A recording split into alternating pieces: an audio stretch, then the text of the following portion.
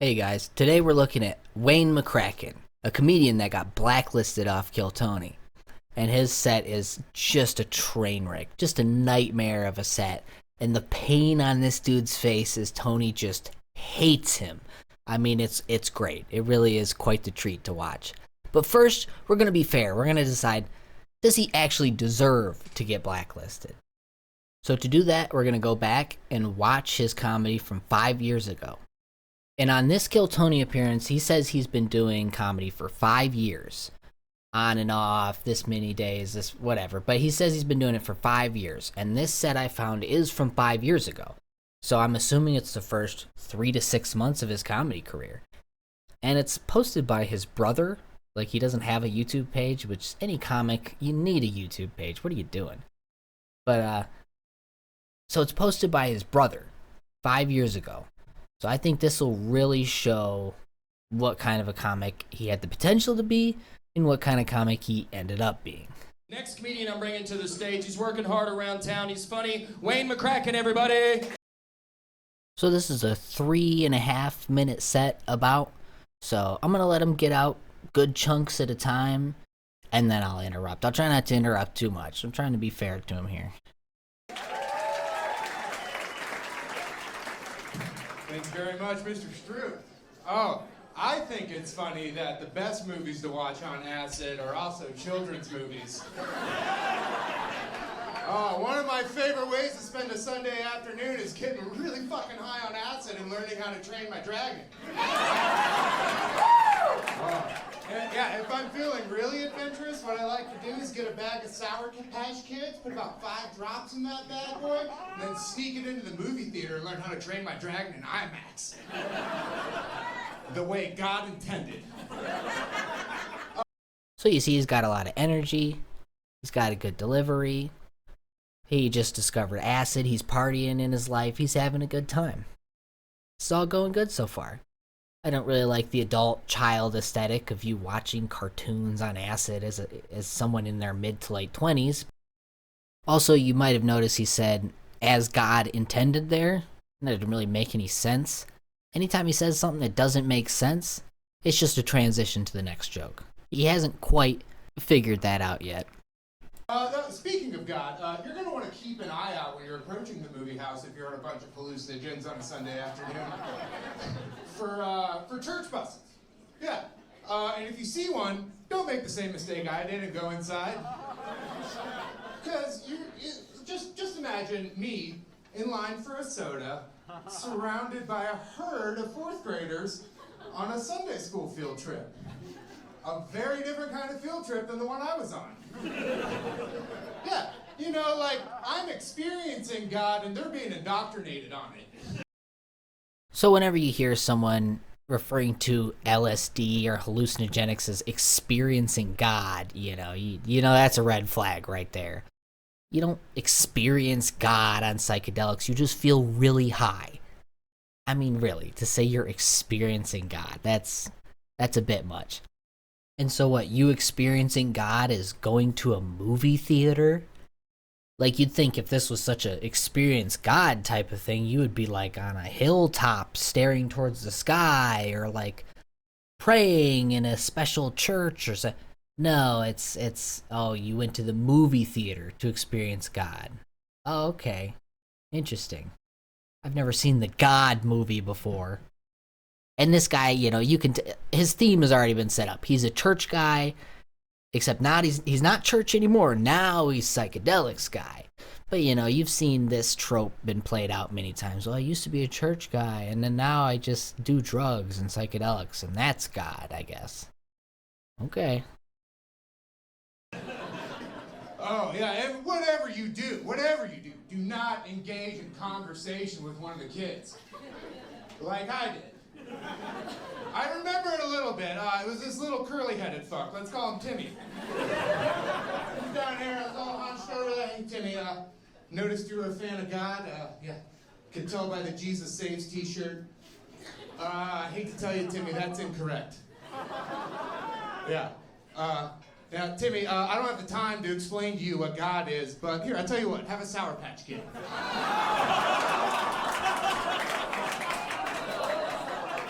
Now, if you give an 8-year-old just a little bit of acid, he's probably not going to experience God.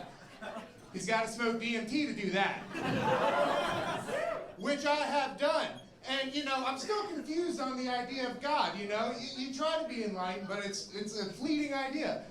Imagine actively trying to be enlightened. I mean, the delusions these guys build for themselves. And so I'm not convinced that God exists. I don't think anybody is. But what I do believe that is, if God does exist, that God hates flags. So you don't believe in God, but you do believe God hates flags. Okay, that didn't make any sense. Oh, it's a transition. Oh, okay, right. Transitions don't have to make sense. I forgot. And also, I mean, we've all heard this God hates flags joke. Like, where is this joke from? I know I've heard this joke before. It can't be originally from this guy. There's no way. When you look it up, Tosh.0 is the first thing that comes up.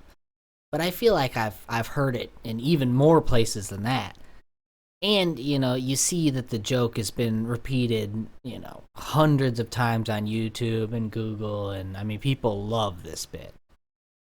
No, I said flags. Yeah. Please, I hope you didn't mishear me. Allow me to enunciate. God hates flags. With a very distinct and hard L in that word. Basically, I don't think God would approve of governments and the pieces of cloth that represent them. What I'm saying, let's put it this way. If God were the starting linebacker for the Denver Broncos, he'd probably take a knee during the anthem.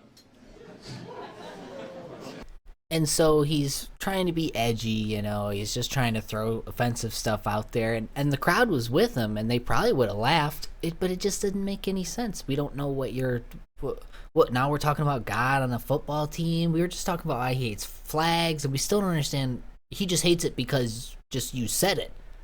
Like, there's no, they want to be on board with you. It's just none of this shit makes any sense.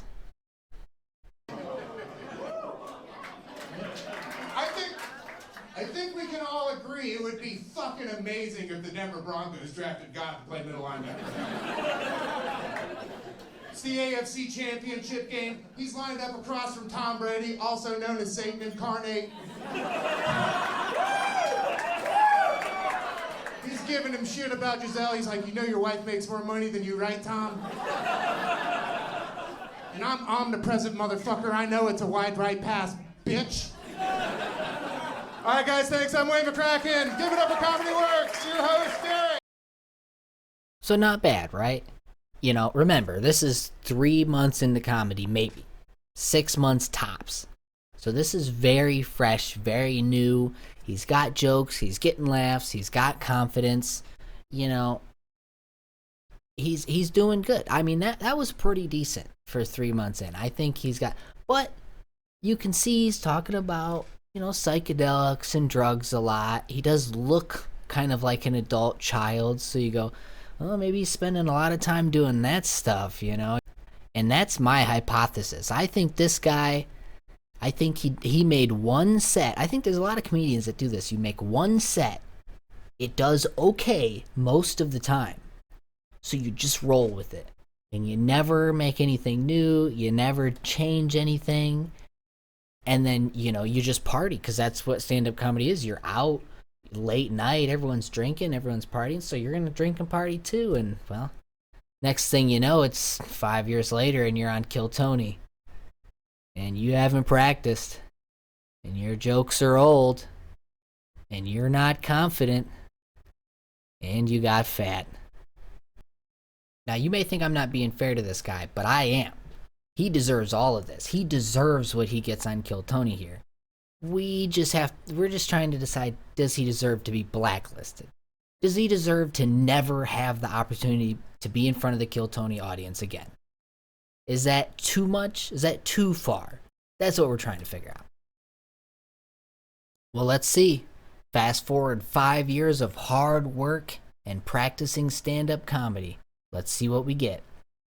All right, let's keep it moving along. Your next comedian goes by the name of Wayne McCracken. 60 seconds uninterrupted for Wayne McCracken, live here on Kill Tony. Here he is. Make some noise for Wayne, everybody. Oh, what's up, Texas? All right. A little bit about myself. I am not what you would call an educated person.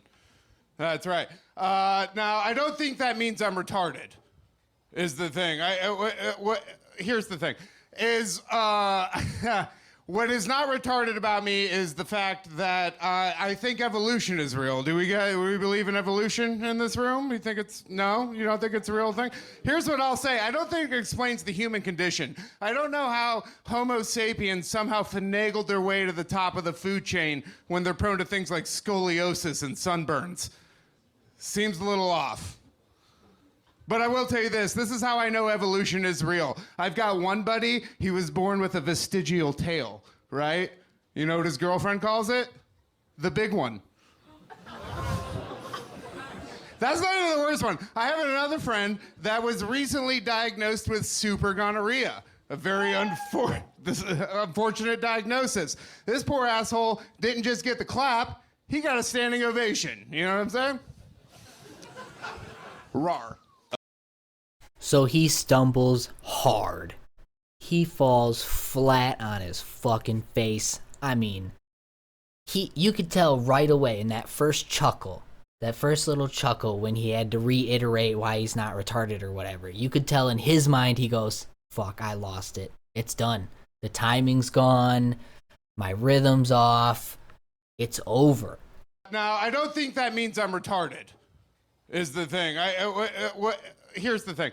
But I did like the little move at the end where he roars himself out. I kind of liked that. You know, I thought that was a nice little touch where he goes, it's kind of his message to Tony. I think he's saying like, look, I know I'm going over my time, but I have to try to get at least one laugh. This is so painful. Please let me try to get one. I'll be quick. You know, and he didn't get roared. You know, he kept it in his time, technically, so.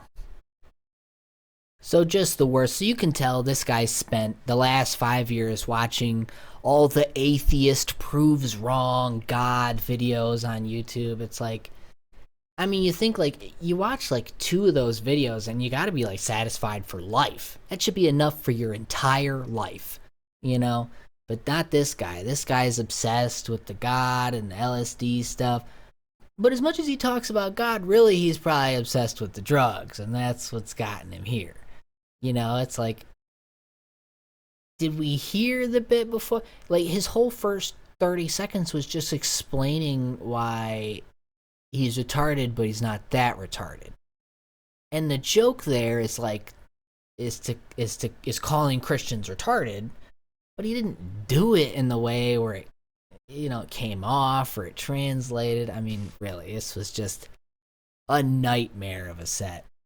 And right now, I mean, he had enough confidence. He had just a shred of confidence left. You know, it's hard to keep confidence after you bomb like that, I have to imagine. But this guy, he has one shred of confidence left, and he says, "Rawr."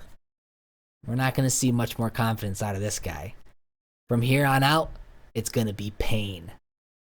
And if you're not watching this as a video, you need to watch from here on out, because the faces he makes.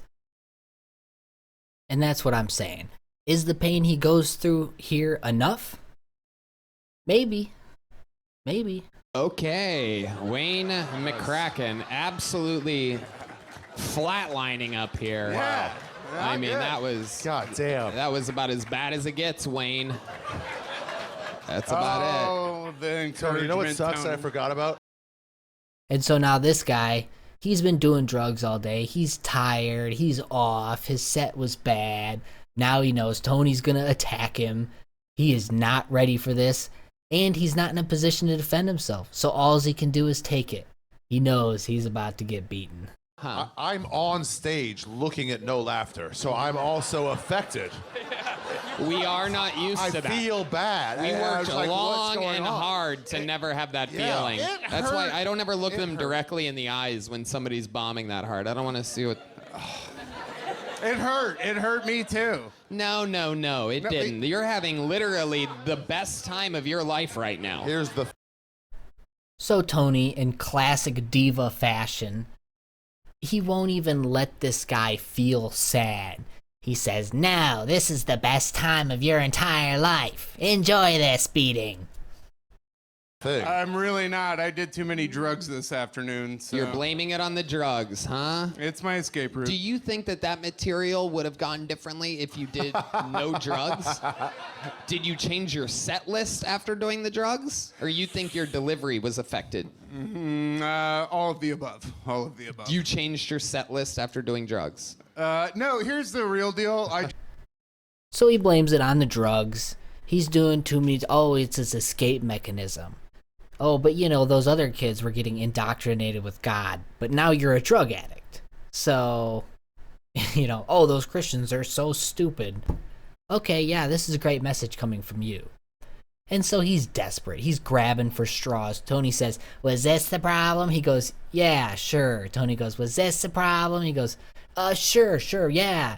And it's just, he every time Tony says, "Was this the problem?" He's just, yeah, is that what's going to get me sympathy? Please, yes. That's it then. If that's what'll make you happy, that's my excuse. Just got here from Colorado. I got in 36 hours ago. I'm operating on 8 hours of sleep. Once again, not an excuse. We are Not an all excuse. operating off of 8 hours of sleep, by the Good way. point. That's an excellent point. It's an incredible amount of Oh my sleep. God. I actually love that. That's perfect. You give an excuse that's not even a good excuse, and then you just say, "It's not an excuse. It's not an excuse. Hey, you can't come at me. I said it's not an excuse. I only got 8 hours of sleep. Sure, I ate your food out of the fridge with your name on it, but I was hungry. Not an excuse. Not an excuse. I just would like you to know the fact that I was hungry. Not an excuse. So we're good now, right?" Excellent point. Perfect. I landed from Seattle, which is farther than Colorado, less than 36 hours ago, and I got less than 8 hours of sleep, and I'm up here for 2 hours I think that's hosting why a you're a show. professional, and I'm not. Okay, I'm you sorry. suck, Wayne. So with everything he says, it just gets worse and worse, and the pain is really setting in now. You know, he didn't even mean to say that and it come off as shitty as it did, but of course it's gonna come off shitty. You know, and he says, "Well, you're a professional at it." This guy's been doing this for 5 years. Now imagine doing anything for 5 years and not considering yourself a professional. I mean, really, if I screwed in screws on an assembly line in a factory, after 5 years, I would consider myself a professional screwer-inner. You know, no matter what you do, after 5 years, you better be pretty fucking good at it. Look, maybe you're not a professional at astrophysics after 5 years, but pretty much anything else, especially to the layman, after 5 years, you're a professional. At stand-up comedy, after 5 years, you should be a professional. I mean, you should be top tier or you need to be moving on. How long have you been doing stand-up comedy, Wayne? Tony, I've been doing it for 4.5 years. Oh, Okay. And here's the face of a man who's high, helpless, and ashamed. I bet you wish you had God to turn to right now. Tony is your new God now. Praise me. This is the best show of your life. my God. And about- that was your best minute that you could come up with here on the biggest platform for stand-up comedians in the world? I knew I shouldn't have signed up. I'm not in the mood. You're not in the mood? He's not in the mood. And you can see even on his own face, he realizes a millisecond after every single thing he says that it was the worst thing that he could have said in that moment. Every single thing he says. Because now the pain is palpable. I mean, he is just... I don't know how Tony doesn't feel bad for him at all. I mean, he's really... I don't think I've seen anyone on Kill Tony experience this much pain. You just went up in front of 1 million people. This is unbelievable. This is what I deserve, actually. I Wayne, think for we're my running on previous- limited time. Yeah, Stop rambling into the microphone. And at this point, Tony's mad. He just feels disrespected. You know, when you've done this for 5 years and that's the seriousness you take it with, you know, you're talking to an actual someone who this is their life, this is their art form. And you think that's what the art form is? It's like trying to impress a world-class painter when all you do is a few little doodles on napkins every now and then. It's pathetic. In a way, by going up with that much experience and doing such a bad set, you're inherently asking Tony to like you. And if he likes you, he'll be proven a fool because you're terrible. So it's almost like you're trying to play a trick on him. It's almost like you're trying to make him look like a fool. Give us a redeeming quality about you. The entire room is against you right now. You're filled with nothing but excuses and punchline-less material. Give us something that we would like about you, Wayne McCracken. You have your entire life to reference here. How old are you? 32 years 32 years of life story. This is your chance right now to turn this whole thing around. Anytime. Tell us something interesting about you right now. Go. I am a pedicabber. I was in Vegas where I would kidnap people and put them on my cab and extort them for money when I got off of them. So I didn't even know what a pedicabber was. I had to look it up. But I guess it's someone that gives people rides on a bicycle. Like they'll have a carriage that's hooked up to a bicycle. They ride them around. So this guy gained weight as a guy who rides people around on bicycles. So, you know, imagine how fat this dude would be if he wasn't doing that. He'd be 300 pounds. Then he says, oh, I'm kidnapping the people. It's like, okay, so he's doing some dumb joke and he doesn't explain it, so he like thinks that we're gonna ask him about it, but I mean, Tony doesn't care. He's already sick of this shit. Here That's is why the world's tiniest joke book that we've ever given out. This has been, in case of emergency, break glass. Look how small that is. Just for those of you that might not know, this is a normal size small joke book. That is that size joke book. It has a sad face on the back of it and a KT on the front. This is a medium-sized joke book. And this is a big-sized joke book. Red Band, we got the lighter reference. Very good. This is a big joke book. This is the size that you're getting. Wayne, may I recommend, what do you do for a living? Can I try to catch What do you do for a pedicabber. living? You're a pedicabber professionally. Yeah, I travel Have you ever with- had brain trauma or anything? Yeah, when like I was that? a kid, for sure. A lot. What happened? Football. Sure. Okay, what was the drugs that you did snowboarding and earlier? skateboarding. What was the drugs that you did earlier? Weed, cocaine, and Voodoo Rangers, also known as the heroin of You beers. did coke. So this guy's been searching for enlightenment for 5 years, but he can't quite get the combinations right. You know, last week enlightenment was a little bit more cocaine, a little bit less weed and beer. This week it's more weed and the beer, less cocaine. So it's a move. It's hard to be in enlightenment all the time. I mean, really, Tony, you're being too hard on the guy. Cocaine? Did you bring it from Colorado with you, or you got it on the No. streets here? The closer you get to the border, the better it gets. It's here now. Cocaine is here in Austin. Right, but you got it here in the last 36 hours. Yeah, I got That's friends pretty that cool. have it. You're I know resourceful. pedicabbers. Yeah. Okay, the world's smallest joke book. You Can gonna I catch catch it? it? Can I We're catch gonna see if you can catch it. It would be the My only only thing that redeeming you've quality accomplished. might happen. So he does catch the tiny little joke book. And then he gives Tony this look. And this is an interesting look.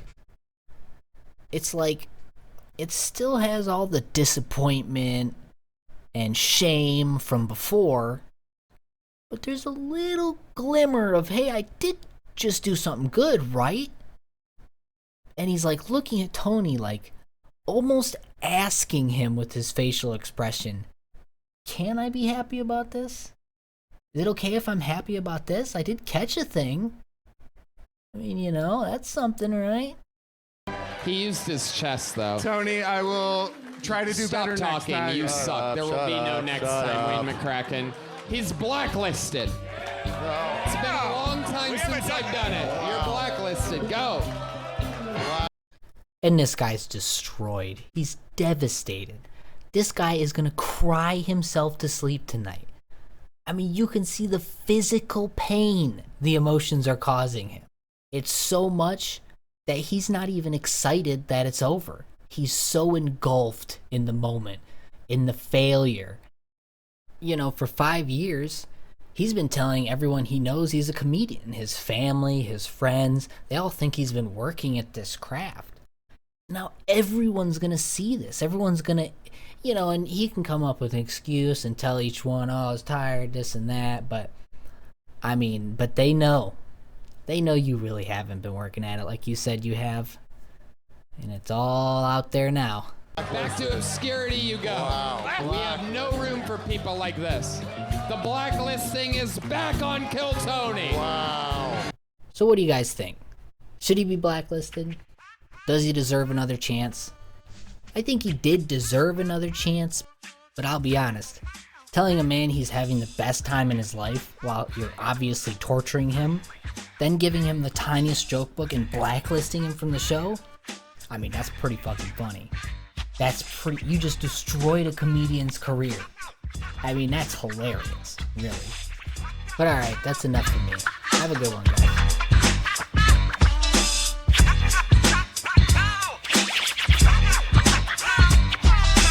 We can all tell that you're low-key on every single drug they have. Enlightenment's not in a stogie or drink until you don't feel sad. You lazy. Your coping mechanisms blew every chance you had. You're crazy. Looking for some pity just because you feel bad. Never come back, blacklisted in the past. The name is funny, but the rest will never make you laugh.